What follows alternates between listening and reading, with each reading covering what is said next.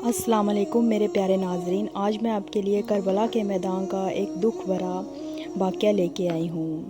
تو چلو شروع کرتے ہیں۔ آج اذان، نماز، قرآن، یہ پورا دین امام حسین علیہ السلام کی قربانی کی وجہ سے قائم ہے، کیونکہ آج سے 1400 سال پہلے یزید نے یہ اعلان کیا تھا کہ میں شریعت محمدی کو نہیں مانتا۔ وہ کھلے عام رسول اللہ کے دین کی توہین کرتا تھا۔ اس وقت یزید کی حکومت آدھی دنیا پہ تھی، وہ ساری دنیا طاقت اور دولت کے کارن خاموش تھی۔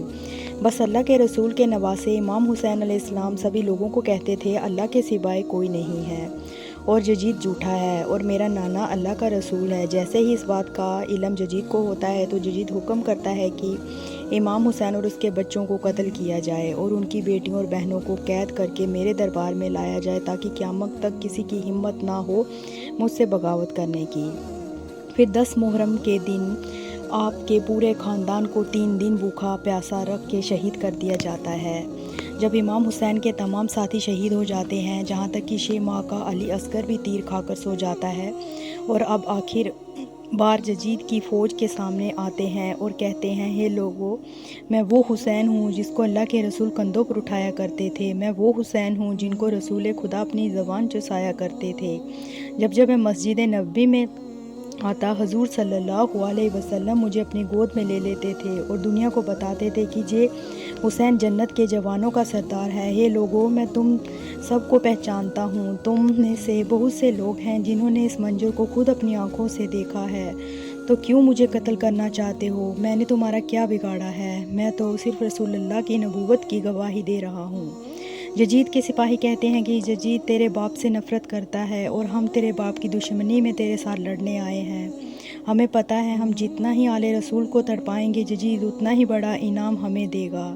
پھر عمر بن سعد فوج کو کہتا ہے کہ حسین کی کوئی بات مت سنو اور جاؤ حسین پر حملہ کرو۔ پھر فوج حسین پر حملہ کر دیتی ہے اور جو بھی حسین کے سامنے سپاہی آتا، حسین ان کو چیرتا ہوا نکلتا جاتا، کیونکہ امام حسین کی رگوں میں مولا علی کا خون تھا۔ جہاں جہاں حسین رک کرتے، فوج بھاگنا شروع کر دیتی۔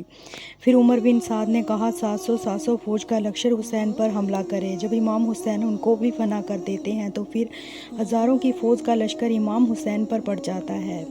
جب ان کو بھی حسین فنا کر دیتے تو پھر یزید کی ساری فوج امام حسین پر حملہ کرتی ہے۔ آپ کی شیر کی طرح یزید فوج کے ساتھ لڑتے رہے اور کوئی بھی امام حسین کے سامنے ٹک نہیں پاتا۔ تو امام حسین کہتے ہیں، عباس اٹھو، ایک بھوکے اور پیاسے کی جنگ دیکھو، تمہارا بھائی امام حسین کیسے لڑ رہا ہے۔ تاریخ نے لکھا، پورا میدان ہلنے لگا، فوج بھاگنا شروع کر دیتی ہے۔ اتنے میں عمر بن سعد کہتے ہیں، حسین کو مارنا ناممکن ہے، جاؤ امام حسین کے خیام کو آگ لگا دو۔ جب امام حسین سنتے ہیں کہ خیام کو آگ لگانے جا رہے ہیں سپاہی، تو امام حسین نے خیام کی طرف رخ کیا تاکہ وہ خیام کو بچا سکے۔ اتنی دیر میں یزید کی فوجوں نے تیروں سے امام حسین کو روکنا شروع کر دیا۔ جب وہ نہ رکے تو یزید کی فوجوں نے دور جا کر بالوں، نیزوں اور تیروں سے امام حسین کو مارنا شروع کر دیا۔ جس کے پاس کچھ بھی نہیں تھا، اس نے کربلا کی زمین سے پتھر اٹھا کر امام حسین کو مارنا چاہتا تھا۔ اتنی دیر میں کچھ ظالم خیام کو جلا دیتے ہیں۔ امام حسین کبھی خیام کی طرف بھاگتے تو کبھی میدان کی طرف، لاکھوں کا لشکر ایک طرف تو بی بی فاطمہ زہرا کا بیٹا ایک طرف۔ اتنی دیر میں غیب سے آواز آتی کہ اے حسین، تیرے اللہ تجھ سے راضی ہو گیا۔ امام حسین جس ان کا تلوار کو روک لیتے ہیں اور اللہ کی عبادت میں مصروف ہو جاتے ہیں اور اللہ کا شکر کرتے ہیں۔ اتنی دیر میں آپ کی پیٹھ پر کوئی ظالم وار کر دیتا ہے اور آپ گھوڑے سے نیچے گر جاتے ہیں۔ تو یہ منظر جیسے ہی بی بی زینب نے دیکھا تو زمین سے کہتی ہے، زمین تھوڑی سی اوپر ہو جائے تاکہ میں اپنے بھائی کو دیکھ سکوں، میرا بھائی گھوڑے کی پیٹھ سے نیچے گر گیا ہے۔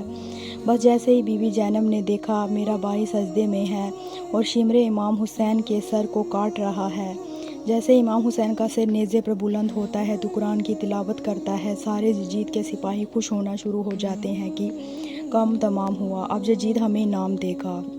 اور پھر سارے فوجیں اکٹھی ہو کر خیام پر حملہ کرتی ہیں، خیام کے اندر آ جاتی ہیں اور بیویوں کے سامان کو لوٹا جاتا ہے، بیویوں کے سروں سے چادر کو چھینا جاتا ہے، ساری بیویاں بے وارث اور مددگار زمین کربلا پر بیٹھی ہوتی ہیں اور چاروں طرف تمام لاشیں بکھری ہوئی تھیں۔ اتنی دیر میں عمر بن سعد فوج کو یہ پیغام سناتا ہے کہ یزید کا یہ حکم ہے کہ نواسۂ رسول کی لاش کو اتنا کچلو کہ اس کا شریر سلامت نہ رہے، کیونکہ عرب میں لاش کو کچلنا بہت بڑی توہین سمجھا جاتا تھا۔ جیسے ہی یہ بات ہوئی تو بہت سے قبیلے کہنے لگے کہ قاسم کی ماں تو ہمارے قبیلے سے ہے اور ہم زینب قاسم کی لاش کچلنے نہیں دیں گے۔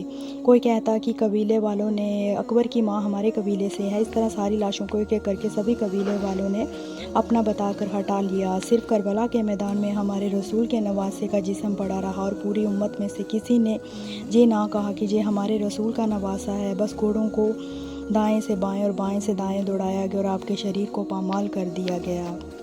تو آپ جسم کے اور آپ کے جسم کے ہر حصے سے آواز آتی ہے لا الہ الا اللہ محمد رسول اللہ۔